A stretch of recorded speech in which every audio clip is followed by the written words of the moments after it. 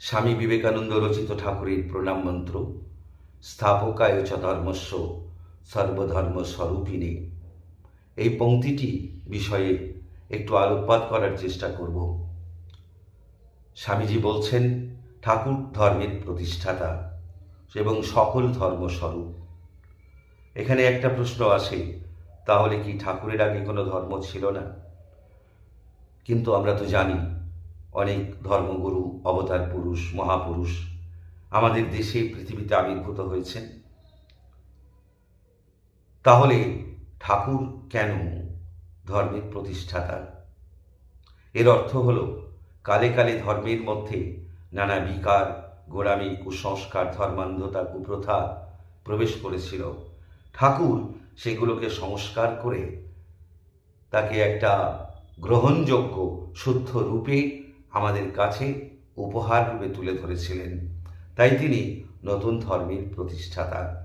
আমরা জানি 19 শতকে আমাদের বাংলায় সমাজ সংস্কার আন্দোলন হয়েছিল।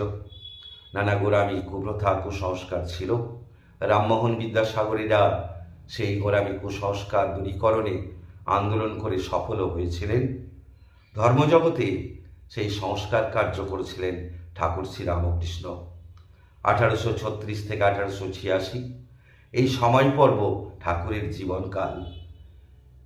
ঠাকুর আমাদের পাশ্চাত্য যে অন্ধ অনুকরণ, পাশ্চাত্যের প্রতি অন্ধ দাসত্ব, যা আমাদের দেশীয় সংস্কৃতি, ঐতিহ্য, ধর্মকে নষ্ট করে দিচ্ছিল, যে ঘৃণার মনোভাব দেশের প্রতি, সংস্কৃতির প্রতি মানুষের এক শ্রেণীর লোকের মনে জেগেছিল, সেগুলোকে দূর করেছিলেন ঠাকুর তার ধর্ম সংস্কার কার্যের মধ্য দিয়ে। আমরা যেন বিদেশি সংস্কৃতির দাসত্ব না করি, আমাদের দেশীয় ঐতিহ্য সংস্কৃতিকে ভালোবাসি, শ্রদ্ধা করি, এটাই ঠাকুর চেয়েছিলেন। আর তিনি চেয়েছিলেন আমরা যেন অন্তরে শুদ্ধ হয়ে, মহান হয়ে, মহৎ হয়ে জীবনে ঈশ্বরকে উপলব্ধি করি, ঈশ্বরকে লাভ করি। আমাদের বঙ্কিমচন্দ্রের কথা মনে পড়ে, যিনি গীতার তত্ত্বকে তার সাহিত্য রচনার মধ্য দিয়ে বাঙালির জনজীবনে প্রচার করতে চেয়েছিলেন। কৃষ্ণ চরিত্রকে তিনি নতুন করে ব্যাখ্যা করে মানুষের কাছে গ্রহণযোগ্য করে তুলেছিলেন। ঠাকুর শ্রীরামকৃষ্ণ ধর্মকে শক্ত ভিত্তির উপর দাঁড় করিয়েছিলেন। তিনি শুধু সাধু সন্ন্যাসী নন, একজন সংসারী গৃহী মানুষও সংসারে থেকে কিভাবে ঈশ্বর লাভ করতে পারেন সে পথ দেখিয়েছিলেন। বনের বেদান্তকে এনেছিলেন আমাদের ঘরে, আধ্যাত্মিক জীবনযাপনের সূত্রগুলো ধরিয়ে দিয়েছিলেন, যাতে আমরা জগৎ জীবনকে সুস্থ সুন্দর করে তুলতে পারি। পৃথিবীতে বহু ধর্ম আছে, সেই ধর্ম নিয়ে আজও কত লড়াই, আজও কত সংঘাত। ঠাকুর কিন্তু বললেন, যত মত তত পথ। হিন্দু, ইসলাম, খ্রিস্টান সকল ধর্মমতে সাধনা করে তিনি দেখালেন যে সকল ধর্মমতে এবং পথে একই ঈশ্বরকে উপাসনা করা হয়েছে। সব ক্ষেত্রেই ফলাফল একই। ধর্মে ধর্মে উপাসনা পদ্ধতির পার্থক্য থাকতে পারে, কিন্তু তাতে কোনো যায় আসে না। সকল ক্ষেত্রে আমরা একই ঈশ্বরকে পাব। তাই তো তিনি বলেছেন, যেন সব নদী যেমন সাগরে মেশে, তেমনি সব ধর্মই একই ঈশ্বরে, এক মহাসমুদ্রে বিলীন হয়ে যায়। তাই ধর্ম নিয়ে সংঘাত নিতান্তই ছেলে মানুষই।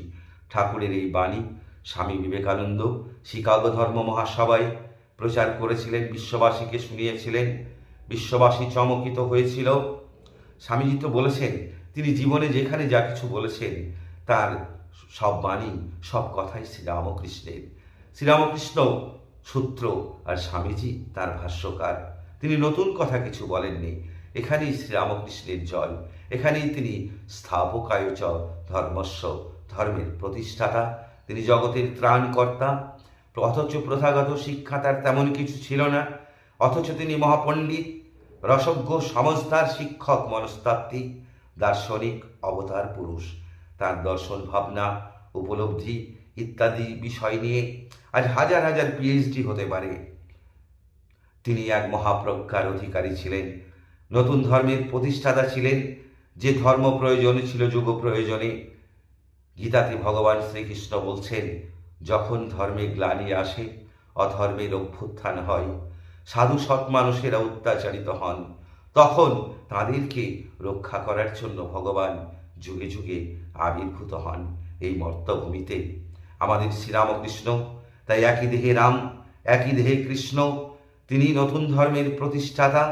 তিনি আবির্ভূত হয়েছিলেন বাংলার সেই অখ্যাত গ্রাম কামারপুকুরে।